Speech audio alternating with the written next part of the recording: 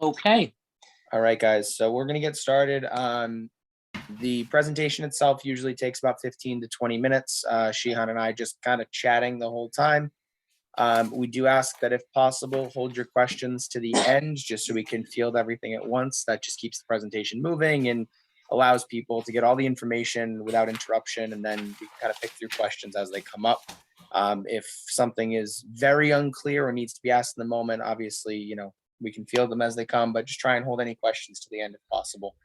As I already said, this meeting is geared mainly at the parents, so that you guys get a good grasp on what is expected from the candidates as well as the families during the black belt testing process.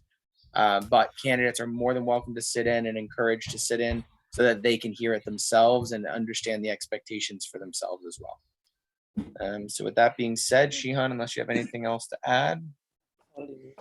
No, just when we do get to questions, Sensei Ryan, we're going to just use the chat area. Is that correct? Correct, sir.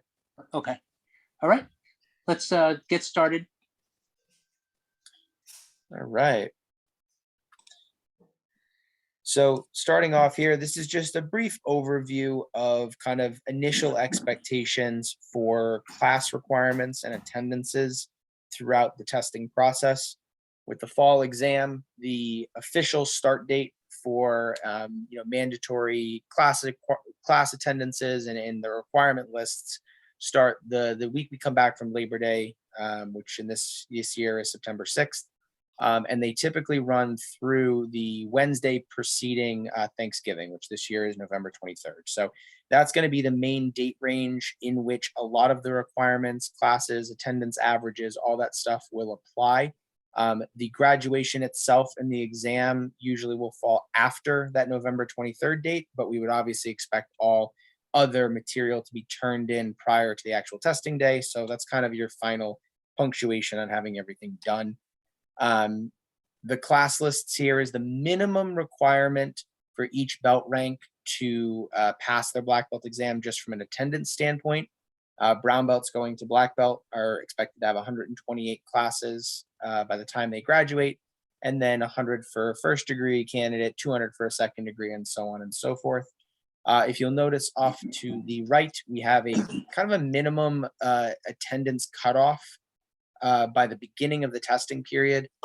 This is just to make sure that everyone's going to be in good shape for attendance leading into the testing period. We don't want to see anyone too low going into the fall because it's going to make the test very challenging for them. And, in some cases we've seen students so low that they've had to drop out of the exam, which is not good. So we expect brown belts to hold 80 classes on their belt by the end of the summer.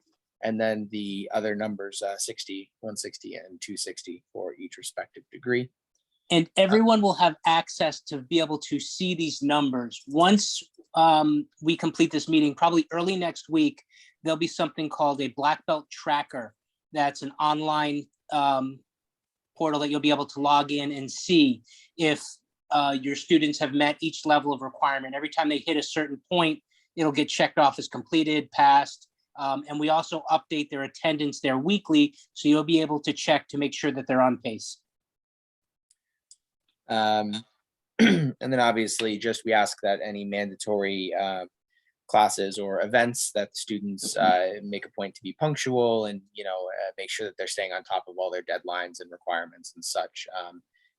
One of the least fun parts of the black belt test is having to chase students who are past due.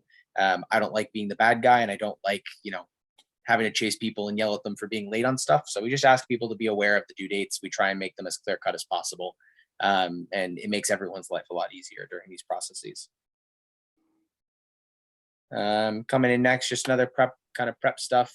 Sparring gear, white uniform are requirements. The white uniform is just required for graduation and testing days. So if you are used to wearing a leadership gi or an EIT gi or a black belt club gi, you do need to have a white uniform that fits you by the end of the testing process for graduation. And then obviously sparring is a huge part of what we do for the graduation. So you need a good set of sparring gear that's in good repair and able to be used for the sparring portion of the test. Water bottle is obviously a must for anything because of the physical requirements. We're moving in now to the physical requirements. We're not going to go through each like technique, kick, punch, block. Just understand that if you've done a technique between white belt and brown belt, you are expected to know it for your black belt test. Whether we decide to test you on it or not is up to us. But anything that you've done at your time at EFK is subject to be tested on. So any punch or kick, make sure you're practicing. As far as the other physical requirements, we have them broken down into brackets. We have our junior bracket, our youth bracket, and our adult bracket. Juniors are under 12 years old. If you turn 12 during the testing process, so if your birthday's in like October, plan to be testing at the higher bracket. If you're, you'll be tested as a 12-year-old, even if you're starting it as an 11-year-old. Same thing goes for the youth, which is 12 to 15. If you're turning 16 during the test, prepare to be tested as an adult, and adults are 16 and up. Degrees will either be specified as a degree requirement, or if it's not specified, it'll be an age requirement, like with the running, which I think we'll get to next. And all of this information will be available on the website after the presentation. So if you're furiously taking notes, don't worry if you miss something.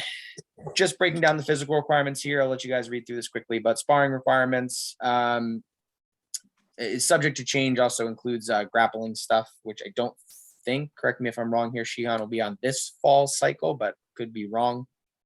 As of right now, I don't think so.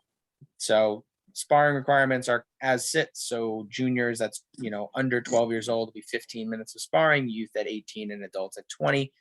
And then the running portion, which is our annual 5K, juniors have to do it in under 35 minutes, youth have to do it in under 33 minutes, and adults are under 30 minutes for that 5K distance. These are the other kind of 5 major exercise types that we do during the testing. We got push-ups, wall sits, planks, jumping jacks, and squat thrusts, which is a burpee without the push-ups. I'm not going to go through each, reading through this list, so just take a quick peek and see what you might be required to do. This is not broken down by age. This is simply brown belts going for black belt, and then all degrees are subject to the degree values here. So just take a peek. Again, all this will be posted online on the website. Actually, I think it already is, isn't it, Sensei? Yeah, these haven't changed. So this is already up. So you don't have to worry about writing all this down. It's easily available. This is a brown belt requirement. Only brown belts going to black belts. Our black belt students going for degrees, your kata requirement will be whatever your ranked kata is. So that'll be either Basadai, Kankudai, Kankusho, Hangetsu, whatever it may be. Brown belts, you guys are required to do a creative kata as part of your black belt test. This is a kata that you guys make up and build from scratch to present as a showcase of what you've learned over the last however many years you've been taking martial arts. The kata must be 36 moves or roughly 36 moves in length. And to make things simple, we count moves as either a stance change or a direction change. It can be a mix of both, just to make your life easier on counting. And we always say to focus on your strong skills. Again, it's a showcase kata. So, pick the skills that you are best at. Don't do a backflip if you can't do a backflip kind of idea. And really make it yours. Try and make it something that is uniquely your creation. There'll be videos and guidance in more detail on how to create a kata as we get closer to the exam and throughout the summer. But just something to put on your radar as one of kind of the major requirements for brown belts as we get into the testing. And we do have examples of katas loaded up on the website. So you'll be able to watch what other students have done to get some ideas of what it should look like. Black belt projects is a requirement for everyone, both degrees and candidates. This is one of 3 options. We have some confusion every year where people think they have to do all 3. This is a pick one option. We have community service projects, we have a Good Samaritan project, or a fundraising project. This is, kind of the personal growth section of the test. We ask that students make a concerted effort to give back to their respective communities. and show some support for those around them, and kind of give back. Students are expected to pick one of these options and submit a proposal to us saying what they would like to do for their project. This is going to be the first major due date. The proposal is. This is going to be due, I believe it's July 1st, is when the proposal would be due. Proposal is a simple one paragraph write-up. I usually ask students to tell me what they would like their project to be, what community or organization it is benefiting, and why they picked that project / community to work with. What is the meaning behind their selection? A community service project would be working with a pre-existing nonprofit organization, volunteering your time to better that organization. A Good Samaritan project would be volunteering your time, but organizing it in kind of a self-directed manner. Good Samaritan project would be stuff like a self-driven soup can drive, a coat drive, a beach or park pickup, like trail cleanup, stuff like that. That's not really directed by a specific organization, but is still giving back to the community at large.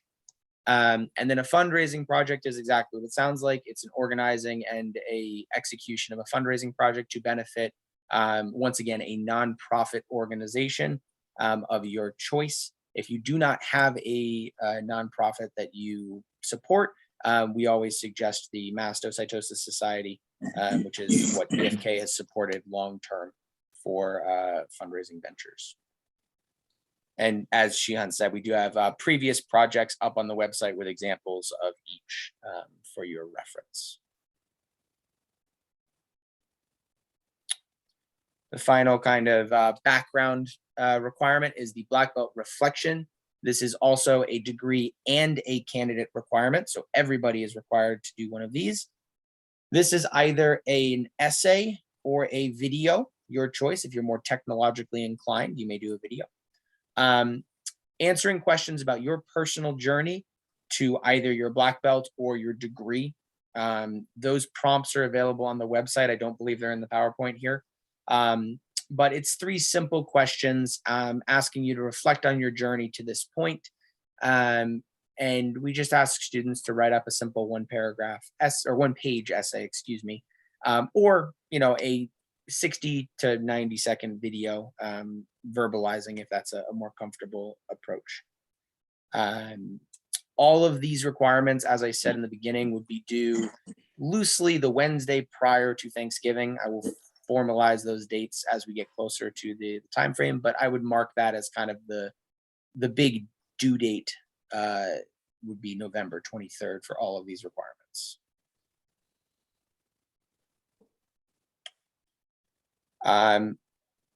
Following the kind of background requirements, we have one major testing day. Well, there's 3 major days to focus on. The testing day is one of the big ones. This is where we actually go through all of the curriculum, kata presentation, endurance courses, sparring tests. This is usually a long day, anywhere from 6 to 8 hours. It's kind of the major testing day of the event or of the process. So we ask students to be prepared for this, make sure that you're blocking your calendar for it. We try and give you as much heads up as we can. As soon as I have a space booked, I will tell you about it. And just be prepared to be there for this. This is the big test. Usually this takes place in late November or early December on a Sunday, because again, it is an entire day's worth of activities. I think Sensei Ryan, I think we determined it would likely fall on December 4th or 11th because of where Thanksgiving falls. Yes, sir. And I do have a schedule of all those dates written out coming up, sir. Okay. I don't have a slideshow in here for it, but one of the other major day to pay attention to is the 5K event that we run every year. Usually that takes place in mid-October. So that would be the other kind of major date to keep an eye out, although usually we do that one on a Saturday morning. Oh, I forgot to change this from spring to fall. So dates to keep in mind for the fall. As I said before, your first due date is July 1st, and that is your black belt project proposal. as a paragraph write-up discussing what you would like to do for your community service or fundraising or whatnot. So that'll be due here in a couple weeks. Nothing else really kicks in until September, which is again where we start the major testing process. We have candidate classes loosely every 2 weeks or so.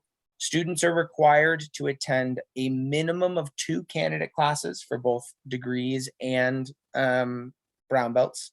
These are just in-person checkup classes that Shihan and I conduct to make sure that everyone's on the right track with their training. We hate to have students get halfway through the test, or even worse, get, onto the test, and then Shihan and I see them for the first time with major corrections that we could have made midway through. So candidate classes are checkups for us to make sure that you guys are on the right track through the testing process.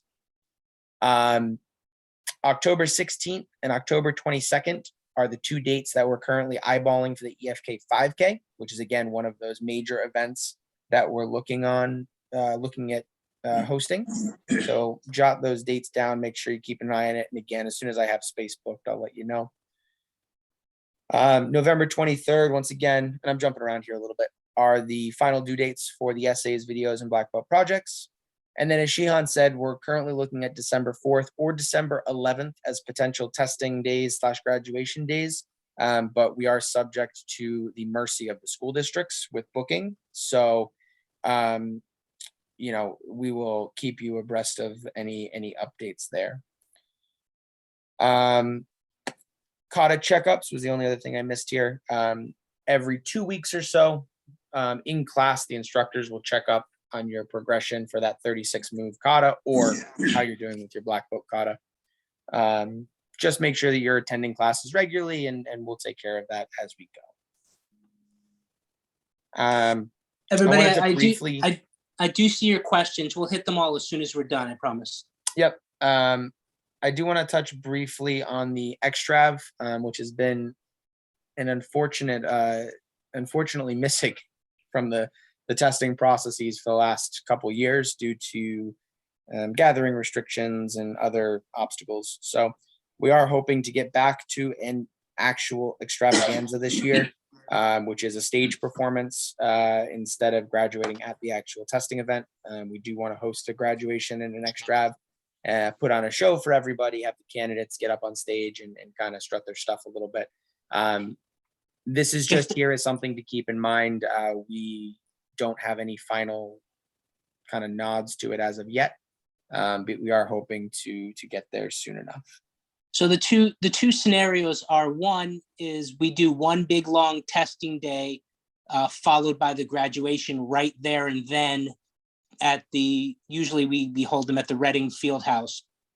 If we're able to get the auditorium that same evening, we would simply have a break and then have everyone re-adjourn back at the auditorium and run an extrav at the end of the night as the actual graduation.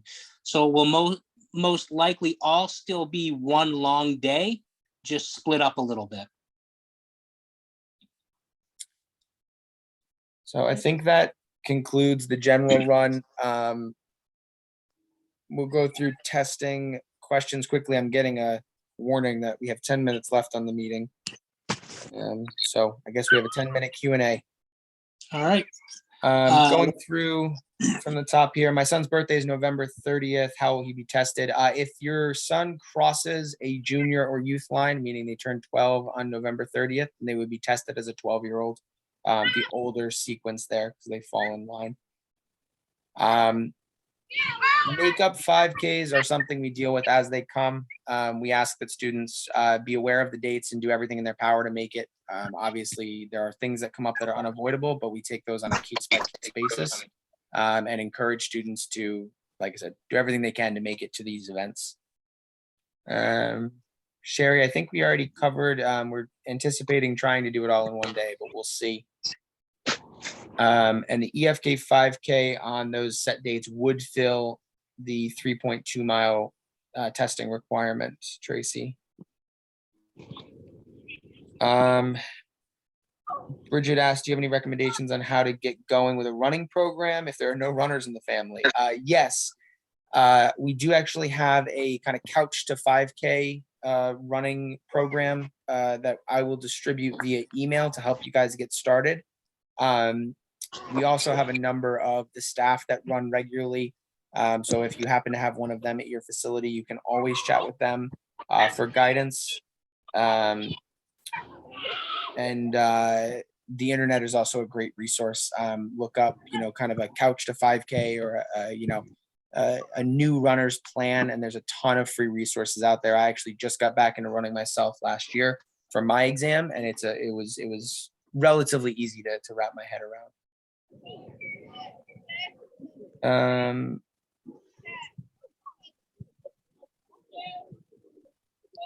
3 classes a week.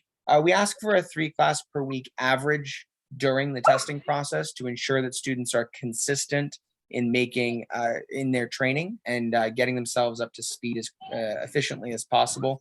Those 3 classes can include black belt club attendances, leadership classes, regular attendances, but we do ask students to try and keep up with that. Boot camps do also count as those average attendances as well as class counts, so that can be a good way to kind of bolster those attendances if you need it. Will December 11th be the furthest date in December for testing? Yeah, probably. I don't anticipate we ever really go later than the 10th. So 11th is actually a little later than we usually do. Yeah, I would, my preference would be the 4th. The 11th is just kind of a backup. So for traveling mid-December, hopefully that's not a problem. We do usually aim for early December. Yeah. Black belt tracker and portal, great question. So both the black belt tracker and the portal will be located under the members area tab of our website, elitefreestylekarate.com. The black belt portal is currently active, and I believe I updated all the information properly, but forgive me if I missed something. The black belt tracker is in the same place, but requires you guys to log in. You would create your own login. It's just a way for us to track how many members have access to that page. It is not currently updated, but it will be hopefully by the end of the week, if not mid next week. We'll send out an email inviting everyone to opt in or opt out. We don't put you in there immediately. We have 2 pages, one that's public, one that's not public. So we send out an email, you opt in, and then you'll have access. For sparring, it will be live sparring with both a mixture of existing black belts and senseis, Olivia. What do I mean? A stance change and a direction change? Yeah, so very quickly, when we're doing the kata creation, the typical sequence or 4-step process I tell students to follow is pick a direction. In that direction, pick a stance. In that stance and direction, pick a move or sequence of moves, and then repeat that process. That's kind of the verbal. And again, there's a video explaining this in a little bit more detail. But generally with the kata creation, if you follow those 4 steps, pick a direction, pick a stance, pick a combination, rinse and repeat, you'll have the workings of a kata there that we can then define when we come to class. Sensei, are you able to see who doesn't have their phone muted? We're hearing some background. Possibly, yes. Thank you. As far as the kata goes and the stances, if you watch the examples that we have online, that'll kind of answer that for you as well. Will we share the slide deck? All the information that was covered in the slides is actually on the black belt portal, and we will also release the video recording here to everybody. So the slides itself, I don't think we will share just because it's a kind of a pain to share a PowerPoint, but all the information is available publicly currently on the portal and will be publicly available when I post the recording of this meeting in a little while. Are there boot camps specifically for brown belts training to become black belts? We usually will do one open dojo during the testing process, although I don't think there are any specific boot camps geared directly at brown belts. That being said, they're welcome to attend any of our regular boot camps, and our instructors can separate them out with black belt specific training material to help them along. If a kid goes to class and stays for black belt club, is that a 1 or a 2 classes towards the 3 class average? Usually black belt club counts as an additional attendance, so that would count towards 2 of your 3 class average. We do like to see lots of regular classes though. Yes. To make sure that they're prepared. Do first degree candidates spar? First degree candidates are expected to assist the instructors with sparring. So you do spar, but you are not the subject of the longer sparring typically. The examples of creative katas should be in the black belt portal under the creative kata section. If you click on the picture and then scroll down to the bottom, there should be 2 YouTube links to 2 different katas from the past. Grappling is still up in the air, but leaning towards no grappling this year because we haven't fully implemented it back into classes yet. What are the floor area limits of the kata, creative kata? Good question. That's actually a really good question. Not too Yeah, many we've people never think of really that. set boundaries. I would say try and keep it in like maybe a 15 by 15 area at Yeah, most. that would be my recommendation as well. But that would be kind of a big area. Try and use, you know, a good amount of space. I'd say 10 by 10 to 15 by 15 would be kind of the rough area. Endurance course and obstacle course is kind of a secret, Trisha. It's a find out day of. It is 3 miles of running minimum with a mixture of obstacles and endurance tests in between. So be prepared to run 3 miles, which is what the 5K preps you for. Outside of that, I can't divulge too much information. That spoils the fun.